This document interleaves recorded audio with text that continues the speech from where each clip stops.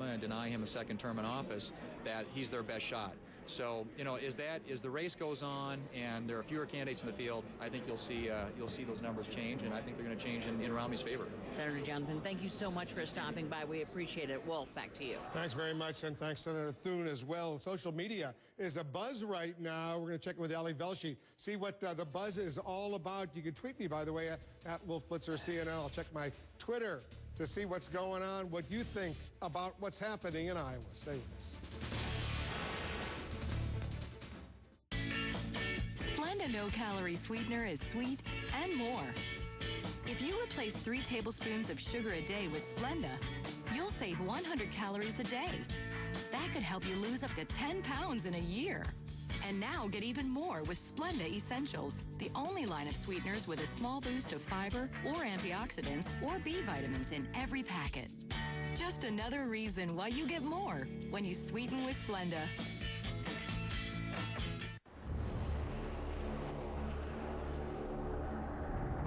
In Persian mythology, warriors ate pomegranates before battle, believing they would be rewarded with invincibility and bodies as solid as bronze. And only Pom Wonderful has the juice of 4 whole pomegranates and is backed by modern science. Powerful then, Pom Wonderful now. Dyson has invented a vacuum cleaner with a rather clever self-adjusting cleaner head. It automatically adjusts to different surfaces, sealing in more suction, even on hard floors. So you may find you have to empty the bin more often. Sorry. The new DC-41 seals in more suction. Rather a good idea. Yeah, I'm married. Doesn't matter. You do that for me? Really? Yeah, I'd like that. Who are you talking to? It's Jake from State Farm. Sounds like a really good deal. Jake from State Farm at 3 in the morning? Who is this? It's Jake from State Farm. What are you wearing, Jake from State Farm? Khakis. She sounds hideous. Well, she's a guy, so... Another reason more people stay with State Farm. Get to a better state. Hello, how can I deliver world-class service for you today? We gave people right off the street a script and had them read it. No, sorry, I can't help you with that. I'm not authorized to access that transaction. That's not in our policy. I will transfer you now. My supervisor is currently not available. Would you like to hold? That department is currently closed. Have I helped you with everything you needed? If your bank doesn't give you knowledgeable customer service 24/7, you need an Ally. Ally Bank. No nonsense, just people sense. IHOP's new hash brown stacks. Layers of spinach and mushroom, ham and Swiss, or savory bacon and cheddar atop golden hash browns. Oh no! A good meal makes your whole day. Fly in for new hash brown stacks and make it an IHOP day. All right, let's recap as we approach the top of the hour. Right now, it is a very, very close race in Iowa. These are official numbers that have now been counted and distributed. 31% of the precincts in Iowa have now reported their numbers. Mitt Romney slightly ahead, 24%. He's got 7,844 votes, 118 votes ahead of Rick Santorum with 23%, 7,726. Ron Paul right up there as well, 7,655. He's got 23%. Then all of a sudden, Newt Gingrich slips. He's at 13% with 4,440. And then the bottom three, they're in trouble right now in Iowa with about a third of the votes in. If you take a look at Rick Perry and Michelle Bachmann and John Huntsman, they are not doing as well. There you see it right there. 10% for Rick Perry, 6% for Michelle Bachmann, only 1% for John Huntsman. But once again, 61% of the precincts reporting. Let's go down, Anderson. As we're watching all of this unfold, you know, just to give you some perspective, 4 years ago, we projected a winner in the Iowa caucuses at 8:35 p.m. Eastern. Now it's, what, an hour and a half later. and we can't project a winner. It's so close. Yeah, it's a fascinating race. John, what are you hearing from people in the various camps? If you check in with the campaigns, the Romney people, I'm not going to say they're predicting victory, but they are confident because they're looking county by county, precinct by precinct as we are. They are reasonably confident they will eke this one out because of what we were talking about earlier, the votes that are left out in places with a bit more population. Now, that's contingent on what we're seeing in the center of the state, the smaller conservative counties of Santorum and Paul sort of trading. And so we'll see how this plays out. But to Wolf's point, all of the campaigns are saying, well, we see this in that county, this in that county. You know what? They're in the same boat we are. And for the Bachmann campaign, for the Perry campaign, do you have to have some soul searching tonight? Oh, absolutely. I think you have to have some soul searching about whether do you stay in? If you're Michelle Bachmann, I think she's the one that we really ought to be talking about here because she's not going to have the money to continue. She won the straw poll in Ames in August. She's doing... That was a lifetime ago. That was a lifetime ago. But, you know, she made a big point if she was born in Iowa, this was going to be her state, this was going to be... So you think she might drop out or given her money situation? Soul searching is what I think, yes. I and think if you're Rick Perry, what justification do you have for going forward? Just you have money in the bank? The justification of going forward, I talked to Rick Perry today. He said he's the only conservative who can mount a national effort, fundraising effort against Mitt Romney. Can he make that case after tonight?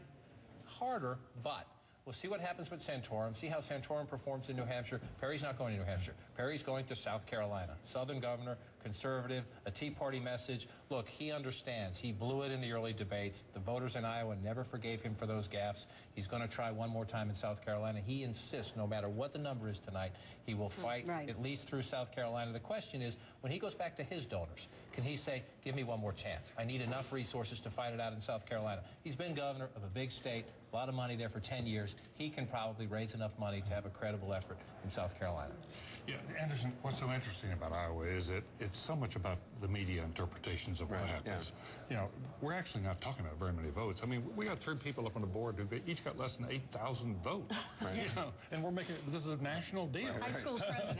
So it's all about interpretation. And I think in the end of the day, it really does matter what the order is of these 3. It's not just that they're bunched, but if Romney comes out number 1, I think that really helps him on the interpretation game. Whereas if he were to come out number 3, I think he gets hurt. Even though the number of votes is a couple hundred. And particularly if he's followed by Santorum and Paul, whom lots of people believe will not be able to mount a national campaign. 4 years ago, the day after Iowa, the trapdoor opened under Mitt Romney in New Hampshire. It was just like a trapdoor. He underperformed in Iowa after spending $10 million, and it happened like that. And John McCain came back and won the state. That's what we'll see. I believe CNN's going to have a flash poll tonight, a unique flash poll tonight in New Hampshire. We'll see what those numbers show. We'll see over the next 2 or 3 days what those numbers show. If Romney comes out of this in a way that does not weaken him in New Hampshire, he becomes the prohibitive favorite. That doesn't mean a lot of people you see out in the Twitterverse, people are saying this is about delegates, this could go on for months. It's only about delegates if it goes on past the first 4 or 5 contests. At the moment, it's about momentum. Electability also is really important. We looked 4 years ago in Iowa, 7% of the voters said electability was what mattered. Tonight, it's 48%. And you see that those people, that's really what you see going for Mitt Romney, almost the pragmatism and the practicality. And our Candy Crowley is standing by with Donna Brazil and also Mary Madeline. Candy, you've talked to Gingrich throughout this campaign. He certainly, if he does come in 4th, as right now he's in 4th place, would continue. I think Gingrich is in for another couple of weeks, at least if you listen to him. Let me just first say, between the two of you, we've decided we've got 6 decades of experience here in Iowa. You know what it's like to be sitting in that room with a winner or a possible loser and trying to make that calculation. What goes into this? Should we move forward or should we stop here? There's no question. It's money. If you come out of the caucuses tonight and one of the first top 3 places, clearly you want the candidate to go on. You're already looking ahead. And in my case, and I'm sure like Mary, my role was to deploy staff to the next 2, 3 states, and if your candidates succeed tonight, you're bringing them to New Hampshire, you're bringing them to South Carolina, but if you do poorly tonight, you're going to bring them back home and try to close the campaign down. Did you ever have a loser here? I actually lost this state in 1988, and Lee Atwater fired me 3 times, and George H.W. Bush called me the next morning and said, "Get on a plane, you're unfired." Yeah. So, yeah, this is up and down state, but we've been debating this whole cycle of how much does organization count, how much does social media count. Where these results are right now, they're between 100 and 200 votes apart. That's where organization comes in, and that's what we did, and that's what we'd be focusing on, sitting in those caucuses going, we didn't turn out 20 voters here, so. Yeah. Mary Madeline, Donna Brazil, we will be back with you, but right now we want to throw it back to Wolf. Thanks very much, Candy. All right, we got more official votes in. Almost half of the precincts have now reported 46%. And all of a sudden, Rick Santorum is slightly atop the field with 24%. He's 162 votes ahead of Mitt Romney. 12,417 for Rick Santorum, 12,255 for Mitt Romney. Ron Paul is now third, 22%, 11,238. Newt Gingrich, look at this, a distant fourth, only 6,788 votes, 13%. If we move to the bottom 3, you see Rick Perry with just more than 5,000 votes, 10%. Almost 3,000 votes for Michelle Bachmann, 6%, 300 or so votes for John Huntsman. But Rick Santorum, all of a sudden, with almost half of the precincts reporting slightly ahead, only 162 votes, only 162 votes ahead of Mitt Romney. It's still a 3-man race. Still 54% of the precincts remaining outstanding. Jim Acosta is over at Rick Santorum headquarters. Let's talk to him a little bit. I guess the folks over there, they're pretty happy, at least right now. A lot of them have come back from the caucuses, right, Jim? That's right. Y'all turn around behind. Hey, guys, can y'all face?